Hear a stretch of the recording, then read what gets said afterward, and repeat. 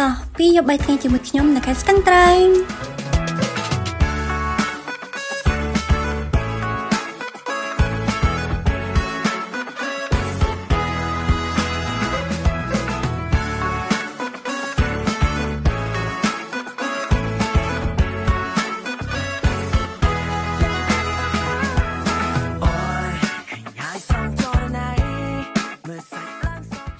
នេះខ្ញុំនឹងនាំអ្នកទាំងអស់គ្នាទៅលេងនៅតំបន់កោះនិងកន្លែងផ្សេងៗទៀតនៅក្នុងខេត្តស្ទឹងត្រែង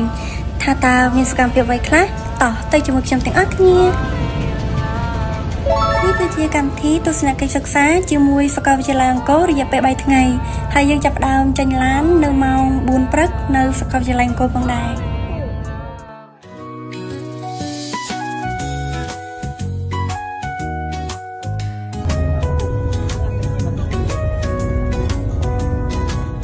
យើងនឹងបន្តដំណើរទៅញ៉ាំអាហារពេលព្រឹកនៅអាហារដ្ឋានហេងលៀបផ្ទះខ្មែរនៅស្រយ៉ង់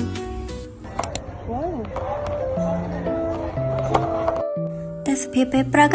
ពិតជាស្រស់ស្អាតណាស់អ្នកអើយ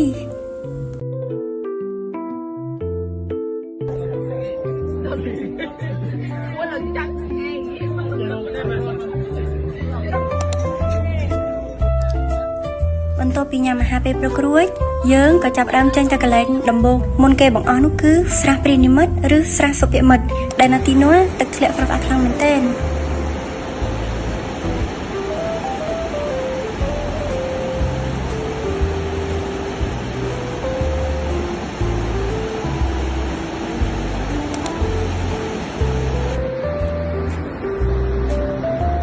លេងនៅកន្លែងទី1ស្រះព្រានិមិត្តរួចហើយពួកយើងក៏ធ្វើដំណើរទៅញ៉ាំអាហារថ្ងៃត្រង់នៅជិតស្ពានទន្លេសេកុង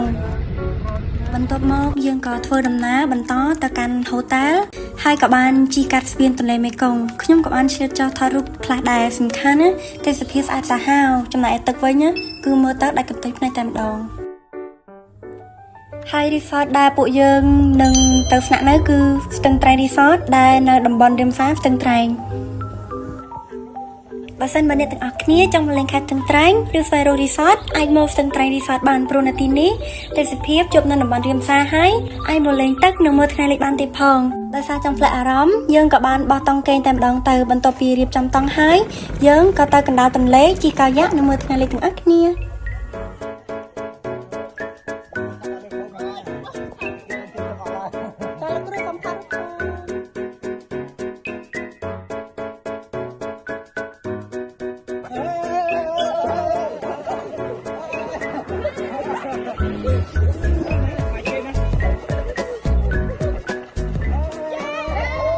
វ៉ាវពេលវេលាបែបនេះមានប្រហែលដងទៀតណោះបន្ទាប់ពីលេងទឹករួចហើយពួកយើងក៏នាំគ្នាអុជគោមនៅកណ្ដាលទន្លេដើម្បីផ្សងជួបគូស្នេហ៍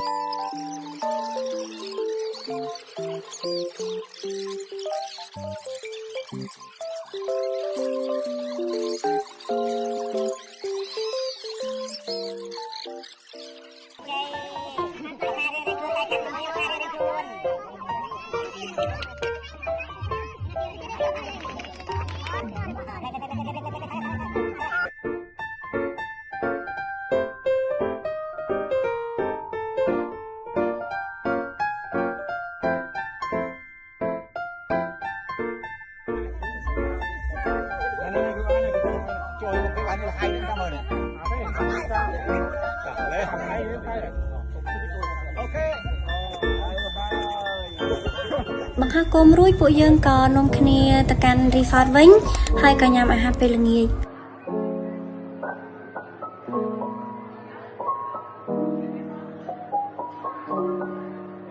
បន្ទាប់ពីញ៉ាំអាហារពេលល្ងាចរួចពួកយើងក៏មានកម្មវិធីច្រៀងនិងរាំហើយក៏មានល្បែងប្រជាប្រិយផងដែរហើយនេះគឺជាសកម្មភាពនៅថ្ងៃទី1សង្ឃឹមថាអ្នកទាំងអស់គ្នានឹងចូលចិត្តនិងរងចាំនៅអេពីសូតទី2បាយបា